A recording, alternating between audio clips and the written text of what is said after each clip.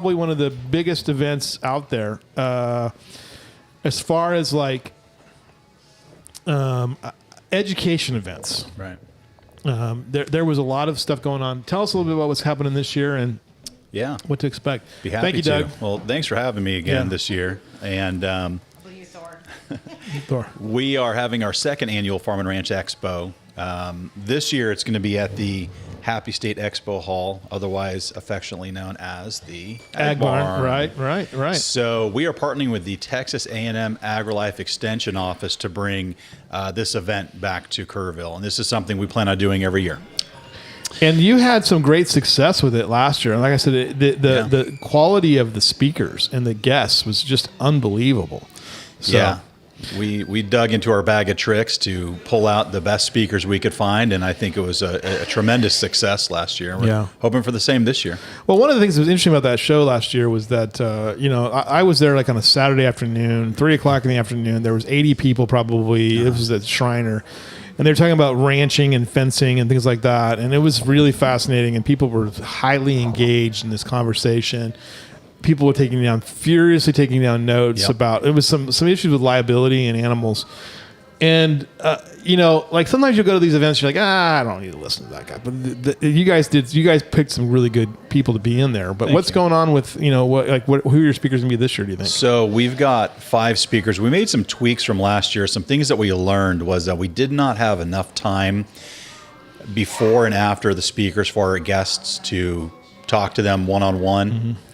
And we didn't have enough time for the vendor hall. So we restructured our schedule this year to allow, it's going to be a longer event, but it also allows an early opening. So to get to your question with the speakers, we've got 5 speakers right now. We have Naturescapes, which is a local company, and they have an arborist coming out to talk about oak wilt and all the other tree illnesses we deal with here in the Hill Country. It's a really big issue. You can drive just about any direction and see, remnants of oak.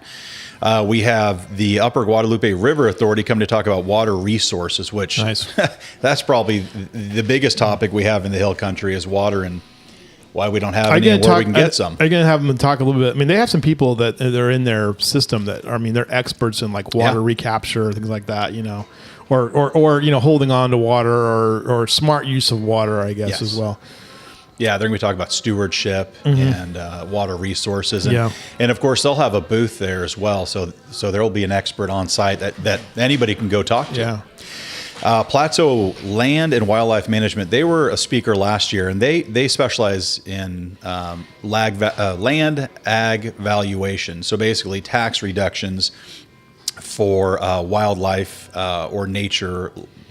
I can't remember what the other term is, but essentially, if your property is set up for agricultural types of activities, you can get some significant tax reductions on your acreage. Nice. Significant, like down to $40 an acre. Wow. In value. Jim Bradbury, who was the attorney that we had last year speaking about fence law, he's coming back this year. He was probably our most attended speaker, and that was the one you referred to. Right. He's coming back, and he's going to be talking about some more relevant local isolated issues related to specifically ag law. And then we have the Nature Conservancy coming to talk about fire as a tool and fire-wise tips. When you don't have rain, your property is more susceptible to burning. Right. And so they're going to talk about what kinds of plants to plant around your property to keep that from happening, and just how to sort of, fireproof your property. Right.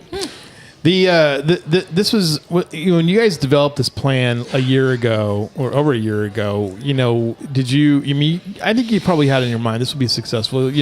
What did it surprise you how successful it was last year, or did you guys feel like, okay, we read the room, we got it done, we're going to go ahead and do a second one?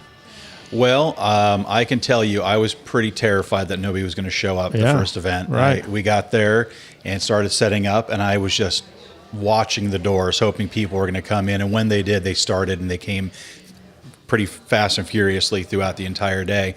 We knew the content was going to be good. We knew the speakers that we had were going to be quality, and we knew that the information that they were going to present was going to be valuable. So we were confident that the program was going to be was going to be effective.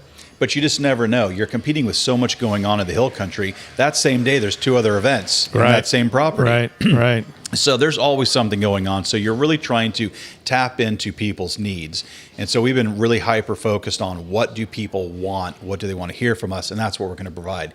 This isn't a sell-a-thon. Century 21, the Hills Realty is promoting this. But this is not, we're not going to be talking about selling your house or listing your house or your ranch with us. That's not what this is about. Right. This is about giving back to people and providing with the education that they need, whether they own land currently and they want to know how to take care of it better, or they're thinking about buying land and they want to know what to do and what not to do. So we're confident that this year will be even better. As of this morning, we had 136 RSVPs for the event. Last year, we capped it at 100. So you're already over. We've got 2 weeks to go. Right. And so I think we're going to have about 250 people coming through the event. Wow. Because it's free and it's open to the public and you can come and go. And we have tons of giveaways. Do we have any overnight stays coming? We got to plug the overnight stays. I would love some. I don't know of any personally, but that doesn't mean anything. Don't you have a mammoth? They don't reach out to me and go, "Hey, Julie, I got an overnight stay to go to their event." So. Don't you have a massive ranch, Julie? Don't you I and have John? a massive 2-acre homestead. Definitely. You have a 2-acre. Wow. But 2 acres is About a But that you could do some stuff. I on was 2 wondering acres. if I could get any exemptions for the deer and birds. Yeah, but My 2 cats. the one the Riverside Nature Center had about managing wildlife. On 2 acres. That's a pretty good sized piece of property, right? Yeah, it's pretty naturescaped. You Is could that put what you say if you say you don't do anything You can with put some it? goats on it, right? No, my HOA won't let me. I'm in an HOA. I can't have goats or chickens or What? pigs or anything fun like that. What's the point of having 2 acres if you can have critters? I have foxes that run around. Oh, Are they okay. fox or foxes? Yeah, foxes. We have raccoons. Yep. So I'm looking to see what kind of exemption Those are I can get for invasive that. species. Well, Armadillos. you may I have to don't trap trap those them. guys. I You may let have to them trap run and around and breed do their them. own Yeah, thing. right. Can you milk them? I'm not going to try. We're gonna milk the raccoons. So we everybody. just let all the critters that live there and have their little happy life. So And- is it open, the 2 acres? Yeah. All right. Yeah. All right. Well, that HOA is no fun then. I know. I'm starting to feel as I've been here a little longer. Like I could probably handle chickens. Yeah. Hopefully no one's watching from the neighborhood. John does not enjoy having an HOA because he wants things like chickens. And so it's his little gripe sometimes when we're out doing stuff in the yard. I mean, no offense to our HOA, they're actually most great. of the time chickens are fairly harmless. They do. If you have a rooster, of course, it's going to be problematic. But I know, and you can have them in town, so I don't understand. Well, but I don't either. anyway, I guess he just needs to get on the board and get that changed. Get that changed, yeah. Especially with the egg prices the way they are. That's right. Everyone's gonna have to go back to because avian flu has wiped them all out. So you're gonna have to probably have some kind of deal there. Yeah, we're lucky. Our street's very unpopulated. There's probably only 6 houses total on the street, and so there's a lot of empty spaces between us that someone else in the neighborhood owns because they want nothing behind buffer. their house, Yeah. things like that. Right. So we're kind of surrounded by some of those buffers, so it makes it feel like we're on a bigger piece of land, but only Right. 2 acres That's is actually good. ours. So that's pretty good. Yeah, we're only Did- paying taxes on 2 of them. Did you guys? That's interesting though. The 2 acres though, not having anything on it, but.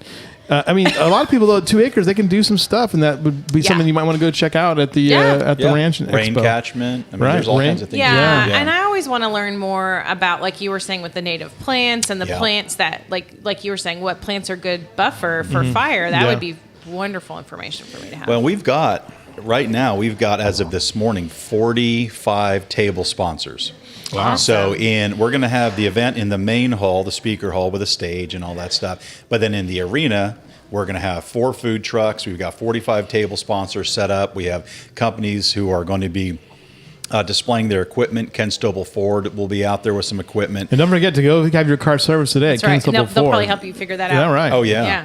They have maybe they'll have their mobile service van out there There's for oil that. changes. Oh, there you That'd go. be smart. Make an appointment Craig today. does oil changes while you're at the event. That'd be awesome. 830-257-5557. Make your appointment today for the mobile service van. Yeah. They'll so get you out can to you. get lunch while you're out there because you've got the food trucks, breakfast, whatever. If you're one of the first 150, you get free lunch. And then you get entered to win the grand prize, which I'm still working on a grand prize. So if anybody wants to be a grand surprise sponsor, let me know. I was going to try to catch Doug before he walked out. He but must have felt the vibe. He must have felt the vibe. I was going to ask him for something. But, so last year we gave away, gift cards to Gibson's and Young's Guns, $500 gift cards. So, you can go buy some guns or plants at 20% off, right? Right.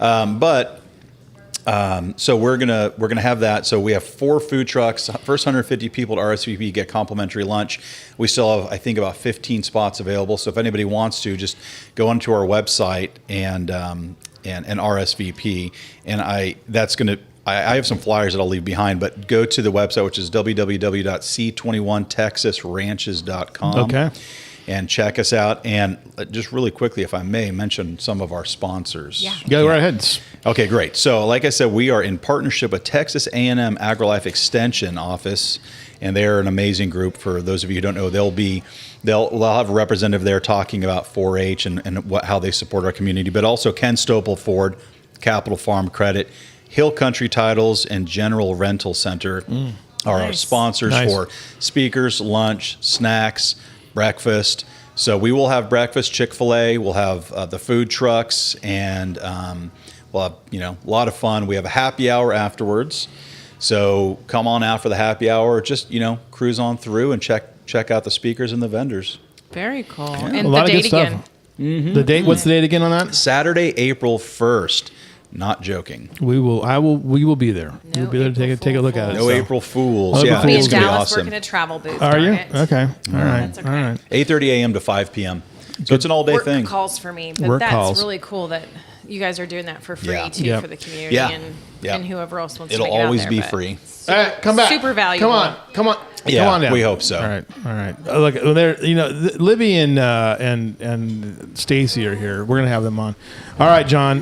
Good job as always. Thank you. We appreciate you. Appreciate it. You need to come on again before the week of. You need to come on. Yeah. There you go. Can you do I'll that? reach out to you. We'll schedule. All right. That sounds good. Appreciate you. John Sawyer. Good to see you again. Good to see John Sawyer at